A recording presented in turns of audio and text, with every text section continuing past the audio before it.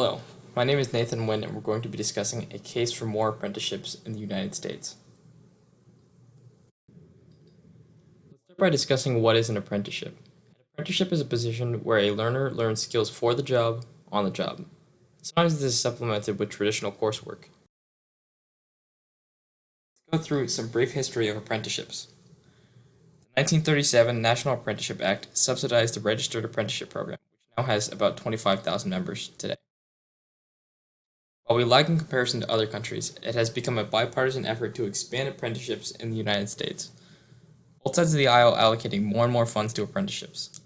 However, our apprenticeship participation is not even close to our potential.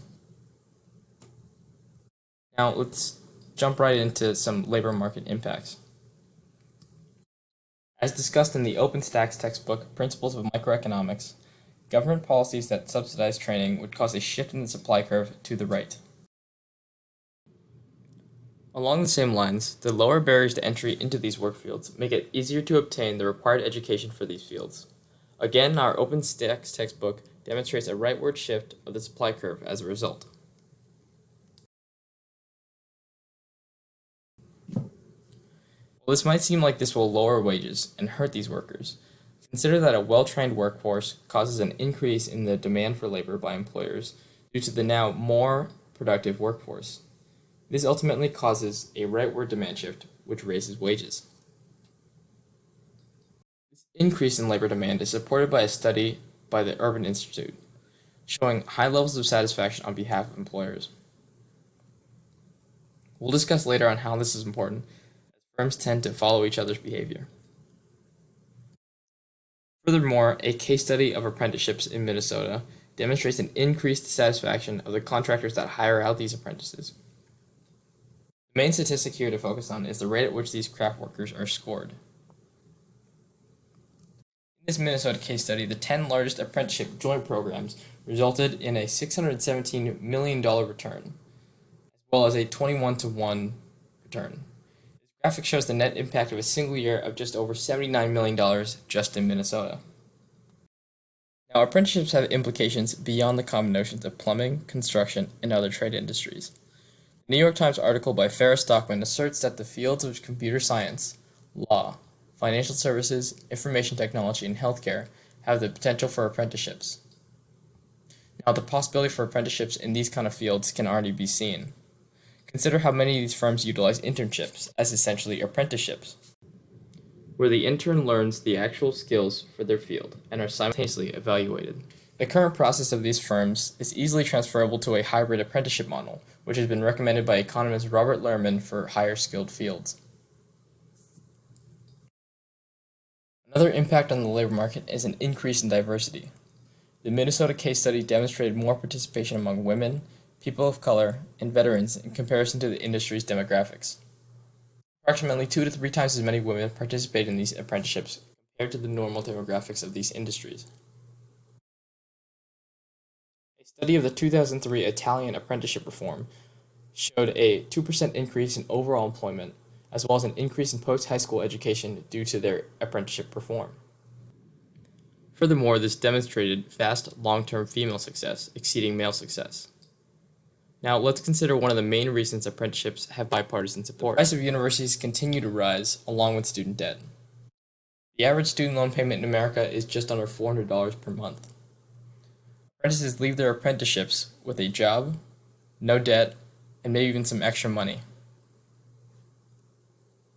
Now, let's consider some other economic impacts of apprenticeships. Apprenticeships have the potential to help raise class mobility and help the growing income inequality. A leading researcher and authority on the subject of apprenticeships, Robert Lerman, asserts that apprenticeships are opportunities aimed at those at the lower end of the educational distribution who seek middle-skill jobs. We see high rates of return for the individual and society in these net present values, comparing apprenticeships to community college attendees and WIA trainees.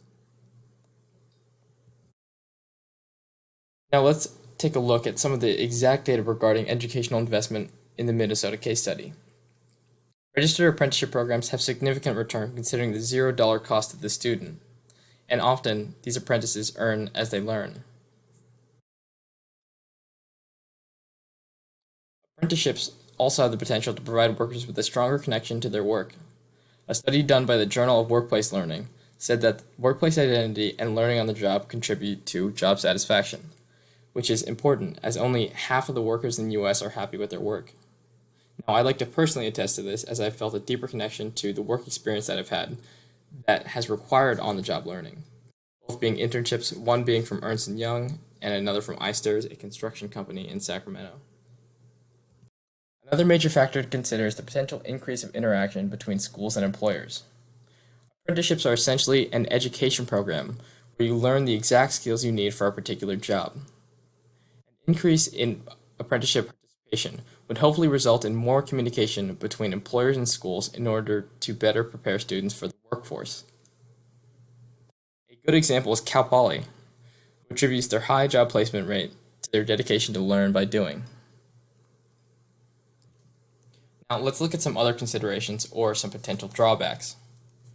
As we discussed in our last week class, many jobs are being automated away.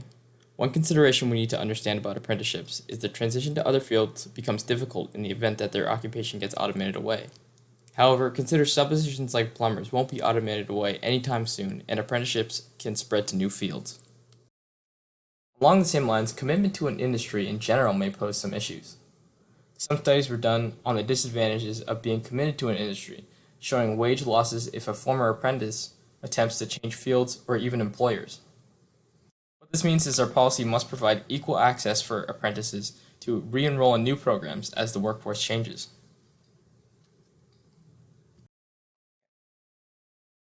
We also have to consider the competitive aspect of employers.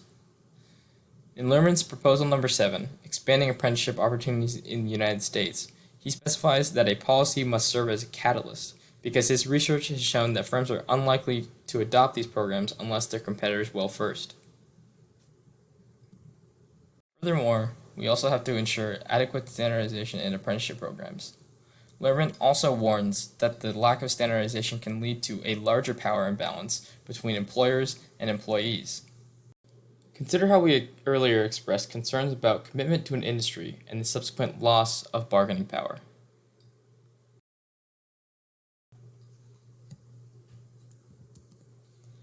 And that's all I have for you today. I hope you enjoyed this and stay safe out there.